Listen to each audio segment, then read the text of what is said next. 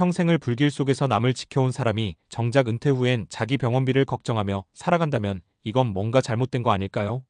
전직 소방관 김진수 씨는 30년 넘게 국민의 생명을 지키는데 몸을 바쳤습니다.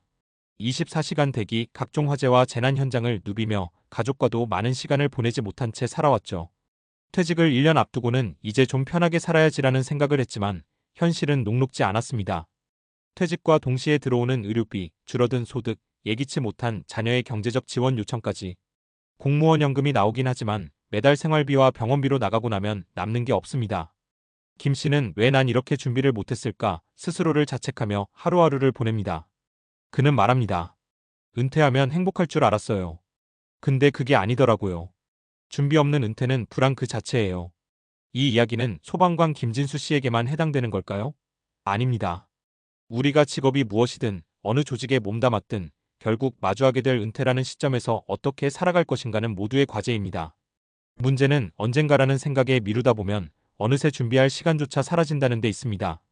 은퇴 후 가장 많은 이들이 후회하는 세 가지를 꼽자면 의료비에 대한 대비 부족, 안정적인 소득 구조의 부재, 그리고 의미 있는 삶에 대한 계획 부재입니다. 이 세 가지는 단순히 돈의 문제가 아니라 삶의 질과 직결됩니다. 첫 번째 사례 전직 소방관 김진수 씨 공무원 연금만 믿었던 결과 김진수 씨는 공무원 연금 수급자입니다. 매달 200만 원가량의 연금을 받고 있죠. 겉으로 보기엔 괜찮아 보일 수 있지만 문제는 예상치 못한 의료비였습니다. 평생을 경무에 시달린 몸은 은퇴 후 곳곳에서 신호를 보냈습니다. 고혈압, 당뇨, 관절염 병원 진료비와 약값으로 매달 4,050만 원이 지출됩니다. 부인도 고령이 되면서 함께 병원을 다니기 시작했고 병원비만 해도 한 달에 100만 원 가까이 나가는 셈이죠. 김 씨는 연금이 생활비의 전부라서 병원비가 추가되면 다른 걸 줄일 수밖에 없다고 말합니다. 그는 퇴직금 일부로 개인연금 하나라도 들어놓았더라면 덜 불안했을 것이라고 후회합니다. 특히 의료비는 누구에게나 닥칠 수 있는 부분이기에 의료실비보험이나 건강 관련 사적 준비가 얼마나 중요한지 절감하고 있습니다.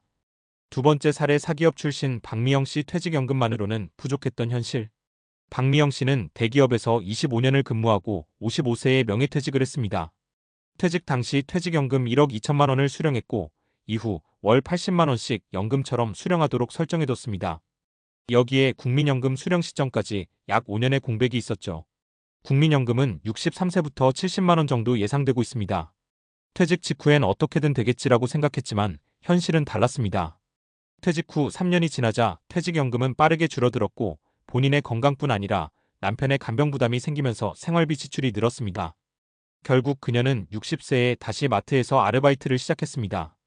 이 나이에 다시 일하러 나가게 될 줄 몰랐어요. 그냥 예전처럼 쓸 수는 없다는 걸 이제서야 알았죠. 퇴직 후 바로 개인연금이나 추가 소득원을 만들지 못했던 것이 결정적인 실수였습니다. 그녀는 현재 2달에 한 번 유튜브를 통해 은퇴 후 생활비 절약 꿀팁을 공유하며 자신의 경험을 토대로 다른 사람들의 준비를 돕고 있습니다. 세 번째 사례 군 출신 이정우 씨 연금은 여유의 도구가 되어야 한다. 이정우 씨는 군인연금을 수령 중인 58세 전직 장교입니다. 일반 직장인보다 상대적으로 연금 수령액이 많은 편이지만 그는 여기에 안주하지 않았습니다. 40대 중반부터 부업으로 작은 온라인 쇼핑몰을 운영했고 은퇴와 동시에 본격적으로 사업에 뛰어들었습니다. 동시에 개인연금도 3개 가입해뒀죠. 그는 말합니다. 군인연금은 생활비의 기본이죠. 근데 그걸로 만족하면 안 돼요. 은퇴 후 삶이란 건 결국 어떤 선택지를 가질 수 있느냐로 달라지거든요.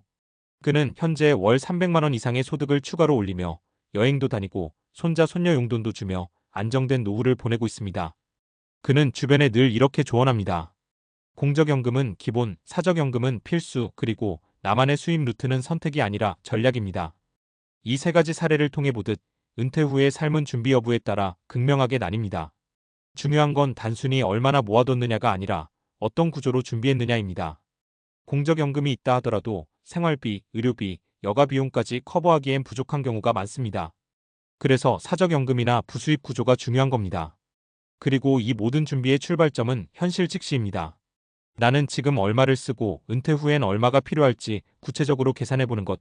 그리고 그 차이를 메울 수 있는 구체적인 계획을 지금 당장 세우는 것. 이건 늦을수록 손해입니다. 또 하나 간과하기 쉬운 부분은 의미 있는 삶에 대한 준비입니다. 돈이 아무리 있어도 내가 왜 살아야 하지라는 생각이 들면 공허함이 찾아옵니다. 그래서 퇴직 전후로 본인의 삶을 어떻게 채울지, 어떤 활동을 할지 고민하는 것도 중요합니다. 앞서 사례처럼 유튜브, 봉사, 창업 등 다양한 형태로 제2의 커리어를 설계하는 것은 경제적 자립 못지않게 정신적인 자립을 위한 준비이기도 합니다. 퇴직은 끝이 아니라 새로운 시작입니다. 그리고 그 시작을 어떻게 설계하느냐에 따라 30년 넘게 이어질 노후의 질이 달라집니다. 지금 우리는 모두 은퇴를 향해 걷고 있습니다. 그 여정을 단단하게 만드는 건 바로 지금의 준비입니다. 그리고 그 준비는 단지 돈의 문제가 아니라 삶 전체를 어떻게 살아갈지에 대한 태도에서 비롯됩니다. 앞으로 어떻게 살 것인가? 이 질문에 지금 답해보세요. 당신의 은퇴는 위기가 아닌 기회가 될 수 있습니다. 많은 분들이 은퇴 준비를 돈의 문제로만 생각합니다. 그런데 돈보다 더 중요한 게 있습니다. 바로 건강입니다. 생각해보세요. 60세에 은퇴해서 90세까지 산다고 가정하면 앞으로 30년은 지금보다 더 노쇠한 몸으로 살아가야 합니다. 그런데 이 시기를 병원과 약에 의존해서만 산다면 은퇴 자금이 아무리 넉넉해도 삶의 질은 떨어질 수밖에 없겠죠.